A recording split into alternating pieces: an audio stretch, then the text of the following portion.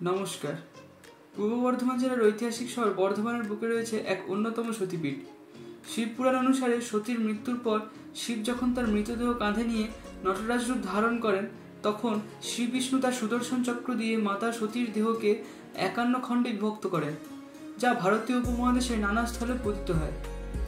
এই 51 দেহখণ্ড যেখানে যেখানে পতিত হয় সেখানে গড়ে ওঠে সতীপীঠ। এই সতীপীঠগুলির মধ্যে বর্ধমান শহরে রয়েছে মাতা সর্বমঙ্গলার মন্দির।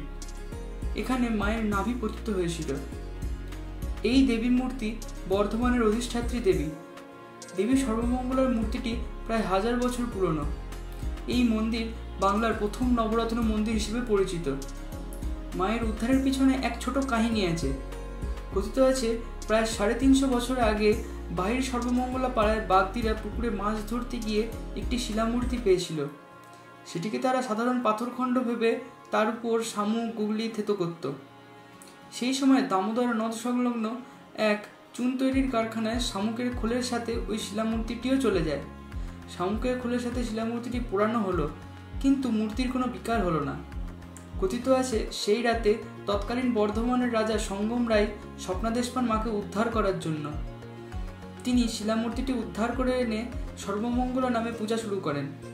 পরবর্তীকালে সঙ্গম রায়ের বংশধর মহারাজ কীর্তিচাঁদ রায় 1702 খ্রিস্টাব্দে নিপুণ টেরাকোটার কারুকার্য খচিত নবরত্ন সর্বমঙ্গলা মন্দিরটি প্রতিষ্ঠা করেন।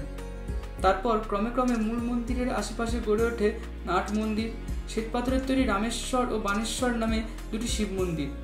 কালো পাথরের তৈরি হয় কমলেশ্বর, চন্দ্রেশ্বর ও ইন্দ্রেশ্বর নামে আরও 3টি শিব মন্দির।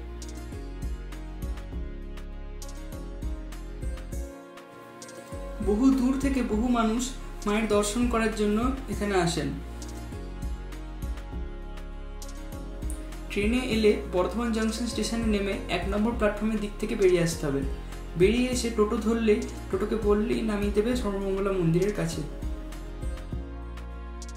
মন্দিরটি সকাল 6টা থেকে দুপুর 12টা পর্যন্ত এবং বিকেল 4টে থেকে সন্ধ্যা 8টা পর্যন্ত খোলা থাকে। মন্দিরে ভোগ খাওয়ানো হয় দুপুর 12:30টার সময়। মন্দিরে বসে ভোগ খাওয়ার জন্য কুপনের মূল্য 50 টাকা এবং মালসায় করে ভোগ নিয়ে যাওয়ার জন্য কুপনের মূল্য 60 টাকা। প্রতি বছর পৌষমী অমাবস্যায় এখানে মহা ধুমধামের সাথে এক হোমযজ্ঞ অনুষ্ঠিত হয়, যেখানে বহু দূর দূর থেকে অনেক ভক্ত আসেন। দুর্গাপূজার সময়ও এখানে মহা ধুমধামের সাথে পূজা করা হয়।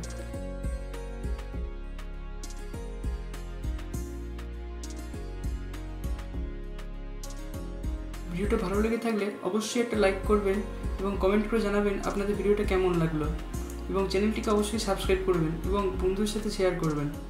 আজকে এই পর্যন্তই। ধন্যবাদ।